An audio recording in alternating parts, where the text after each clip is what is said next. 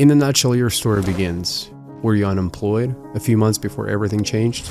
Were you delivering mail prior to everything happening? Were you cooking? Were you a police officer? Were you performing a surgery?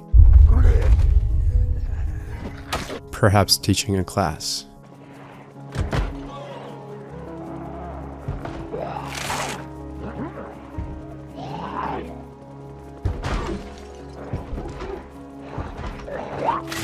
Okay, what about spending time with your family?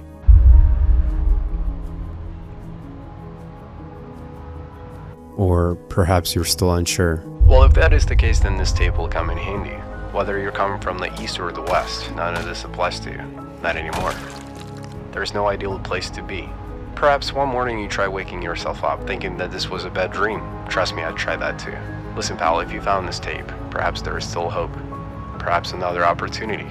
I can't promise to bring everything back, that would be kinda silly. However, over the last couple of months, I have acquired a useful set of skills. And the good thing about all this is that I can actually summarize it all for you. Get it? That's why I call it in a nutshell. You have 2 weeks left. 2 weeks until you lose electricity. No electricity means no fresh produce, no warmth, no clean water supply, no lights. Transportation will get you a long way, preferably something big and full of space. Winter is also right around the corner, and it gets cold out here. And last but certainly not least, try sleeping a lot less. Read books, listen to broadcasts, and possibly watch TV if you can. But do me a favor, keep it down a little bit, will you? Because they can't hear it all. Good luck, survivor. Oh, and try to make it, will you? And that is Project Zomboid, ladies and gents, probably the most underrated two-dimensional survival game I have ever laid my hands on, and I've laid my hands on quite a few survival games at this point. This two-dimensional little devil will allow you to do anything you ever thought you could or would do during a zombie apocalypse. I kid you not, this game is so detailed and goes in so much depth to the point where I would literally get captivated by the realism it provides to you from the start. For instance, when you pick up a bandana and try to wear it on your character, the game will offer you 3 different ways you could wear it. Do you want to wear it on your face? Do you want to wear it on your head? Or would you rather have it sideways? The choice is yours. When you get your first vehicle, you can haul stuff. You can listen to the radio. You can have a fucking heater on, for fuck's sake. You can roll individual windows down so you can shoot out of them. When you design your first character, there's so many different characteristics to choose from. It's absolutely ridiculous. There is one exception though. As you're scrolling through and making an attempt to pick perks for your character, you will also be forced to pick something negative as well. For instance, you might be good at handling guns, like a veteran or police officer or even a firefighter. However, you might be having a hard time hearing your surroundings or even a smoker.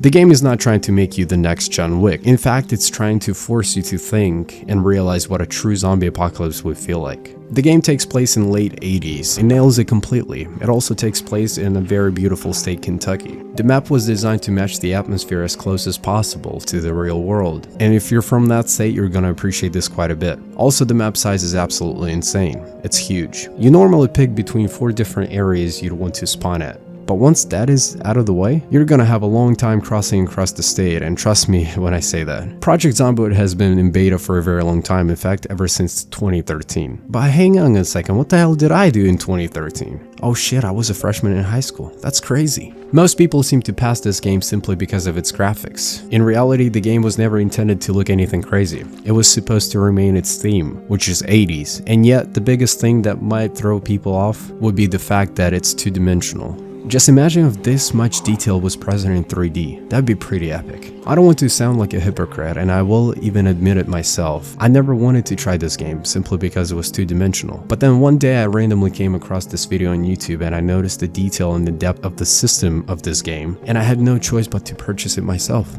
Speaking of two-dimensional graphics, recently they did polish the textures of Project Zomboid, so if you decide to install the most recent updated version, just know that it's not original look. Now here's another thing that will ultimately make your experience significantly better. Mods. It's no surprise that mods play a huge role in entertainment. When you play any title, simply enabling mods will not only make it more enjoyable and convenient for your experience, but it could very well add additional 40-50 hours to the game. It's a win-win situation. And because this game has been around since 2013, the mods that are available at this point are very good. As a matter of fact, sometimes it feels like it was just a part of the game. Now, the very first hour into the game will determine whether this game is for you or not. The game is very much like a zombie simulator in the way. Every risky move can be detrimental for your character. You can have all the gear in the world. When you initially shoot that shot, be ready to attract hordes of them towards you. At the beginning of this video, I mentioned losing electricity within a couple of weeks. When you first start, you're gonna have a lot of clean water and fresh food. However, that will only last you so long. Eventually, you will lose electricity and all that good stuff will turn bad, making your survival a whole lot difficult. Another feature that I'm absolutely in love with, and once again, it just uncovers how detailed this game really is. When you kill a zombie, that zombie corpse will forever remain there unless you do something with it. Oftentimes, I would travel across the state and I would return back after weeks. And by my arrival, I would continuously see those dead corpses I've killed from the beginning of my journey. Perhaps one of my all-time favorite features in this game would be the detail to your character and the zombie mechanics. Listen, we all make mistakes. Sometimes we get too cocky or whatever and we push our luck. When you make that mistake, you can still get 100% of your loot back by finding previous character that you played with. And when you die in Project Zomboid, you can run back to the area you died and simply look for your character, except in the zombie form. And those times get very emotional for me because you're gonna have to kill the guy you previously played. As a matter of fact, you can die as many times as you want. The map will never reset. Your previous hidden supplies and base will never decay. Perhaps the hardest part would be tracking down your character you played before and killing them, except for good this time. Listen guys, I'm not a huge fan of two-dimensional video games, but when the game is so detailed to the point where it shits on other survival games, I think it's worth acknowledging it at very least. If there's anything I might have missed, please let me know down below. The game might have its own little issues, because at the end of the day, it is still in beta. But since it is very realistic, most of those issues are minor, if anything. If this video helped, consider subscribing and liking the video in order to help somebody else. But once again, if you're looking for realism and the detail to the point where it feels very real, like real life, well, this game has you covered. This was your boy Roos, and I'm out. Bye.